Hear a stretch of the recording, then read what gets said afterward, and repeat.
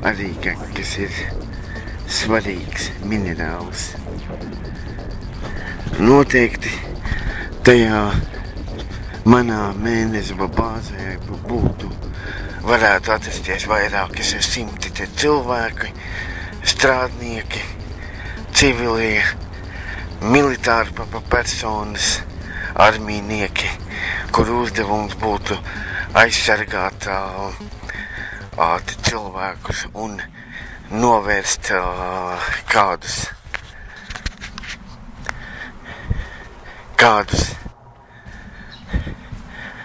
kaitnieciskas darbības, kuras vērstas pret mēnezuma bāzi.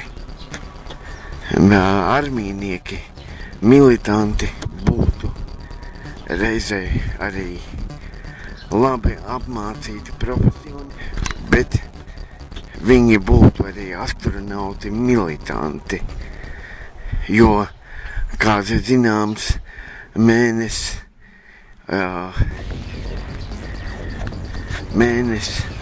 atrodas ļoti tālu no planētas Zeme, un gravitācija pavisam savādāka nekā uz Zemes. Tas nozīmē, ka astronautiem,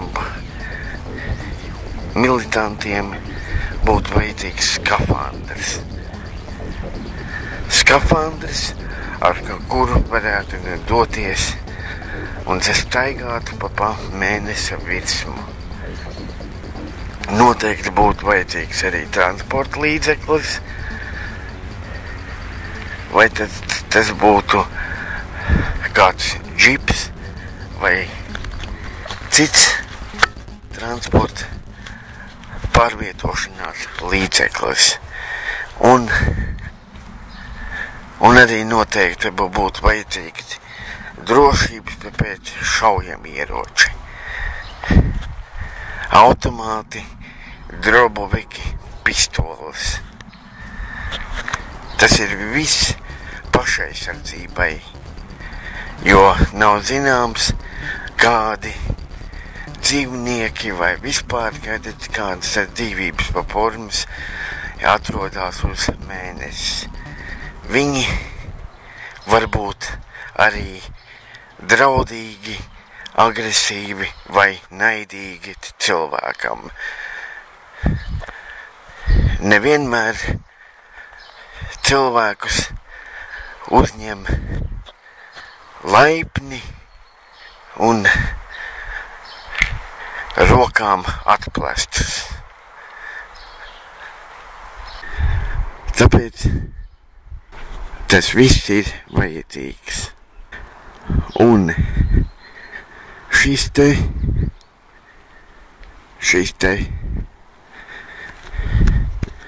šī Mēness bāze būtu noteikti arī atrastos arī tajā cilvēki, civilie. Tāpēc kā noteikti daudzi zemes iedzīvotāji grib doties ekskursijā uz Mēnesi. Un tas viss ir iespējams ar mūsdienu tehnoloģijām. Staigāt pa Mēness virsmu. Es esmu dzimis Latvijā. Es esmu piedzimis pēc Otrā pasaules kara. Skatoties uz šitiem te vecajiem krievu vecīšiem, kuri ir arī piedzimuši pēc Otrā pasaules kara. Herberts ir mans segvārds, koda vārds. Tāpēc, kad nākotnē es esmu nākotnes kareivis, budušī bojets, un esmu ieradies no nākotnes. Nākotnē notika sūra kauja pret mašīnām. Šitie vecie krievu veči, man pret viņiem nekas nav. Absolūti nekas. Bet paskatoties uz viņiem, rodas iespējas, ka šie vecie krievu veči ir strādnieki mašīnu, robotu, elektroniskajā konslāgerī. Vai tas viņiem uz papīras ir ierakstīts, iekodēts ar svītra kodu? Nezinu. Bet tā viņš ir. Rodas tāds iespējas. Latvija beidzot ir brīva, it kā brīva, kas ir bijis un ir mans patriota sapnis, vienmēr ir bijis. Bet nezinu, kāpēc man sirdī ir nojausma, ka šis miers nav uz ilgu laiku. rodas iespējas, ka vēsture atkārtojās un ka pēc pāris 10 gadiem tomēr notiks šī te Vastaņie mašīna, kad cilvēki veidos partizānu pretošanās vienības un stāsies par pretīm šīm te mašīnām, kas no vienas puses ir cilvēces glābēji, bet tai pašā laikā dēļ cyberdyne sistēmas, mākslīgā intelekta cyberdyne sistēmas ir drauds visai cilvēcei. Bet es domāju, ka savas dzīves laikā es nepiedzīvošu nākotnes karu. Šis ir nākotnes ierakuma kronika Zaključenje. Nobeigums. Es esmu miera nesējs un esmu vienmēr bijis par mieru. Tagad ir 2025. gada septembris. Latvijā mākslīgais intelekts ir pašā sākotnējā sākuma stadijā. Первоначальная стадия. Cyberdyne системс работает на первоначальной стадии. На всем мире Cyberdyne системс уже на полной боевой готовности. Cyberdyne системс на всем мире захватывает власти. Nākotnes ierakuma хроника. Битва за будущее. Bitva za budущее. Mēs paši radām savu likteni. Atombumba neuzsprāgs. Tas viss nenotiks no tagadnes skatu punkta. Un nukleārais robotu karš nākotnē nenotiks.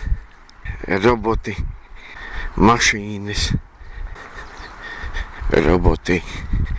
mašīnas neiznāks no jūras, lai ar lāzeru automātīm nošautu cilvēkus. Bet tas viss notika nākotnē. Šī tiesas diena, tā bija tiesas diena. Судный день. Šīs te mašīnas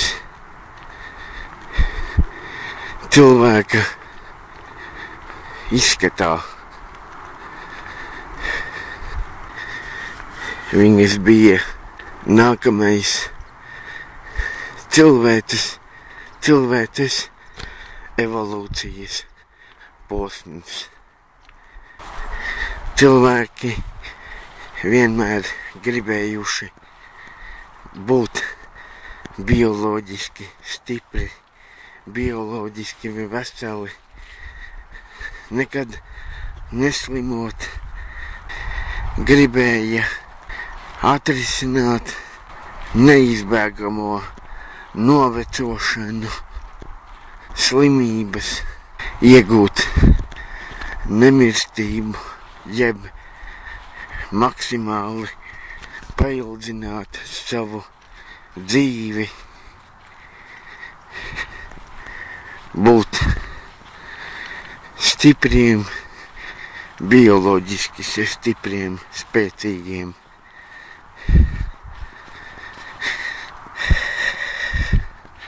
Tāpēc beidzot izdevās radīt hibrīdu mašīnu, kas ir robots, cilvēks, mašīna. Mākslīgais intelekts palīdzēja radīt robotu mašīnu, kas domā, ka ir cilvēks. Tam bija jānotiek, tāpēc, kad viss attīstās, tehnoloģijas attīstās, viss iet uz pa priekšu. Un sintētiķis ir nākamā paudze, nākamā cilvēces posms. Sintētiķis, kas ir kā cilvēks, bet fenomens ir tāds, ka šie te sintētiķi, jeb roboti, cilvēcīgās mašīnas, vienā jaukā dienā izlēma, ka mēs cilvēki viņiem nesam vajadzīgi. Un tad notika судный день, восстание машин. Un runājot par mašīnām, robotiem, kurus nevar atšķirt no tāda cilvēka, uzskata, ka tas ir iespējams, kad pilnīgi uzskata, ka ir iespējams, kad nākotnē tiks radīti mašīnas, roboti, jeb jau šos te robotus var saukt arī par sintētiķiem, kas ir nākamais posms aiz terminatoriem. Sintētiķi. Šie te terminatori, kas ir piemēram sākuma posms, kurus rada mākslīgais intelekts. Jau te tagad daudzās pasaules valstīs, kā Chloe, sieviete, robots, kur viņai nav dvēseli, redz, terminatoriem nav dvēseles, viņi vienkārši ir dzels ķermeņi, dzels skelets, kurš ir pārklāts ar cilvēka, kā saka, ādu.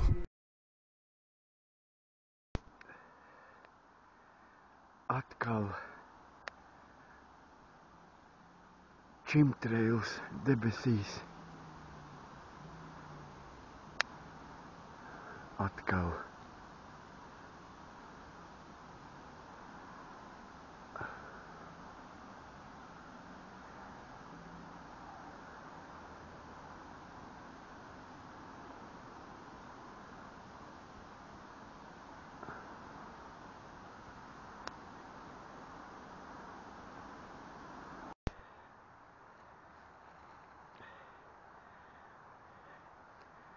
nākotnes priekšvēstnesis, celtniecības mašīna, Arkatrons.